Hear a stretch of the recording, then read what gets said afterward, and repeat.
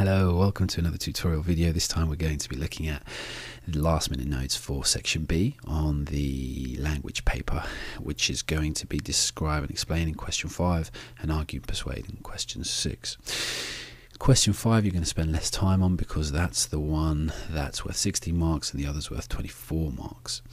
The most important thing to remember is that you focus on the what being referred to in the question. So it might be about a time when you had to be responsible, a time when you were really upset, a holiday that you went on, etc, etc, etc. Now you need to focus on the what and why. Okay, each of your paragraphs should kind of lean towards why something was good, or why something was important, or why something was this, and then in the meat of your paragraph is going to be about how it was like that, and that's where you include all the details.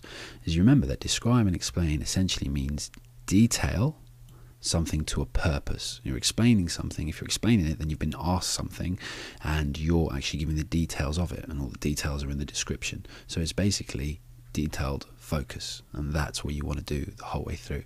Have a very detailed focus on what you're being asked, why you feel that way about it or felt that way about it, and how. Show it through all the details. You want to be able to isolate specific things. So whatever you mention here, remember to try and give as much of a nuance as possible, as much of a small element as possible, to really give full detail. And you might have to justify it depending on the question, justify what you're saying and actually refer to all the elements in that decision. One of the good ways to make it good in terms of structure is to make it grow. So rather than saying I felt issues A, B, C, D, and actually repeating them then being the same, is you want to make issue A led to issue B, which led to issue C, and then I had to consider issue F. For example, if you're doing a travel piece, you might be looking at saying, rather than just saying I went to the beach, then I jumped in the sea, then I found a jet ski, and going along that way, you might want to go, I went to the beach and then I remembered that I had problems with the luggage, etc., and I'd forgot stuff, and why that happened. Then you remembered how your dad was going to have a go at you, then you actually went for a swim into the beach, and then as you watched the jet ski go by, you thought it'd be fun, etc, etc. So you make it grow rather than just making it go from point A, B, C, D, E, and make sure you end strong. And I mention this because a lot of the describe, explain, when it just feels like students either run out of time or run out of ideas, and then they just kind of summarize it very weakly.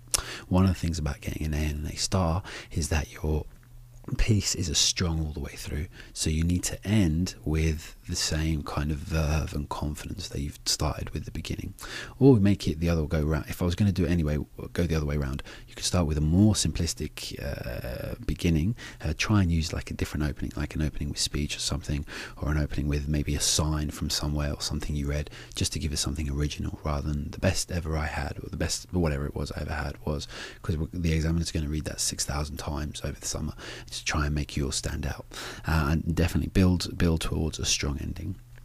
So the actual skills that you actually need to use are the same in both actually, but you want to use linguistic devices like your alliteration, similes, rhetorical questions, etc.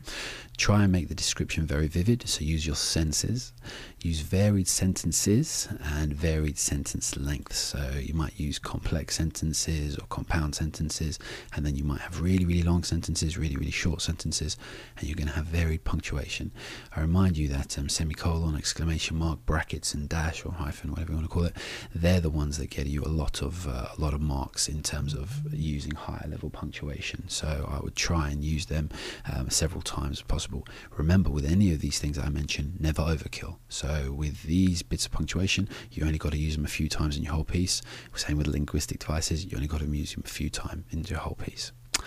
Try and have a wide ranging vocabulary, so think syllables. So rather than just saying you were sad about something, you might want to say, or annoyed, you might want to say disgruntled. And generally, like a bigger, better word is going to include more syllables in it, so use it that way. You want to try, and this is actually very important, you want to try and think of adding a unique structural point in somewhere. So that basically, if you looked at it on the page, would be it would just look different than the rest of your text, because obviously most of your writing, or 90% of writing, is going to be in pure paragraphs, and again you only use this once or twice, no more than that. You want to change the structure to include bullet points, an indent or speech.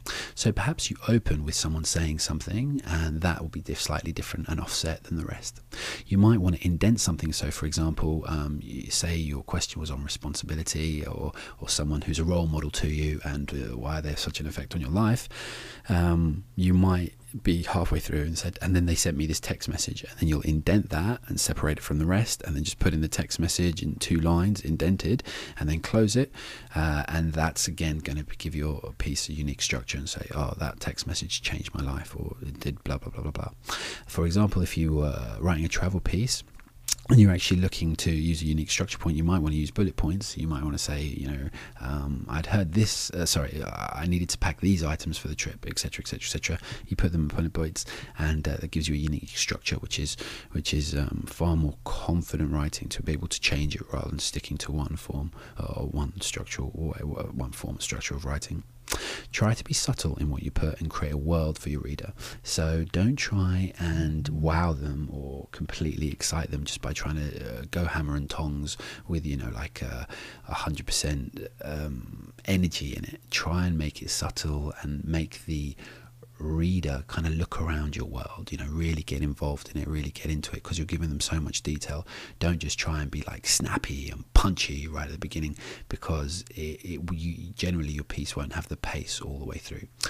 More serious writing is normally better looked upon than people trying to go for jokes, etc. There's nothing wrong with trying to put in the odd joke humor, but I wouldn't try and make the whole thing a comedy fest, which is what some people try and do. Remember, in your explanations, it doesn't really lend itself to absurd, especially absurdist comedy. It doesn't really lend itself to that in what you're being assessed for here.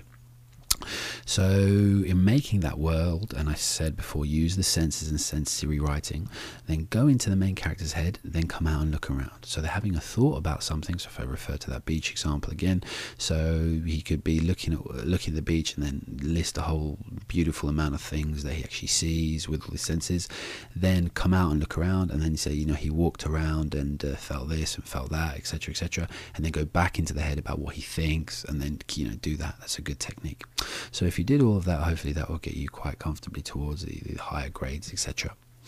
Looking then at question 6, now we're at the argue persuade question. You're looking at 35 minutes. Now it's really important to actually set your paragraphs up in a certain way.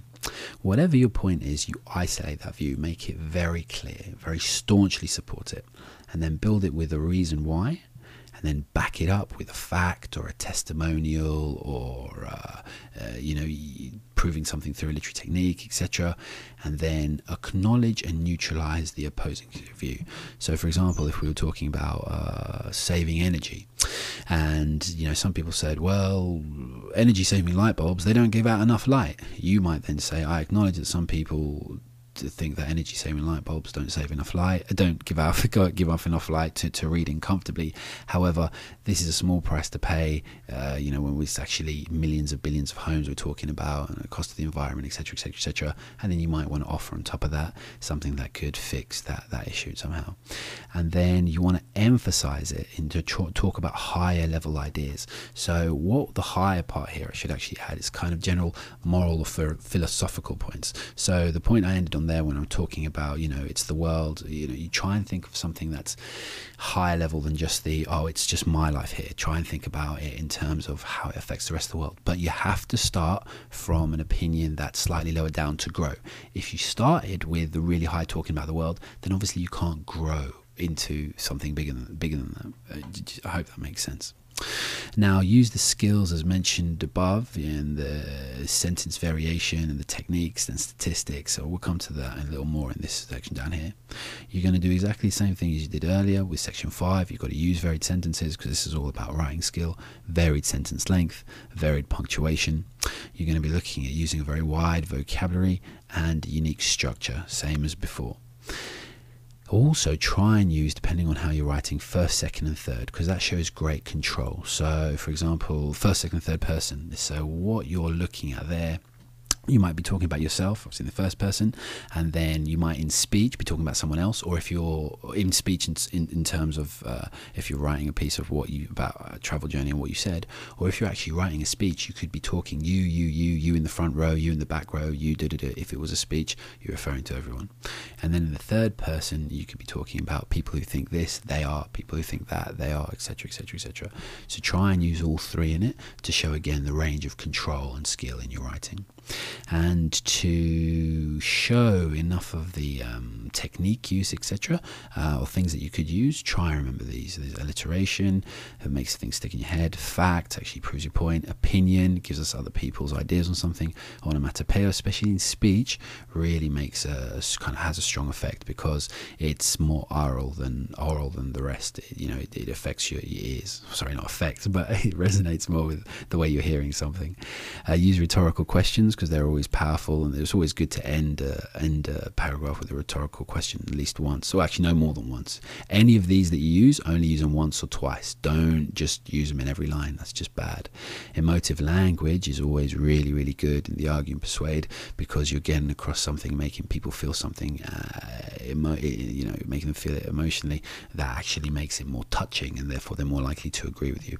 You might also want to use similes, etc., and metaphors, but one that I would always stick with. T here could actually stand for, the second one could be list of three. I should add that as well. But I would always use testimonials. I think testimonials, Dr. So-and-so from such and such university said, or Paul Bracknell from the Association of Fathers Against Smoking said, just back it up with that real life things, the kind of thing you actually read in real kind of newspapers and arguments, etc. And I hope that's useful. Best of luck with this and all your exams.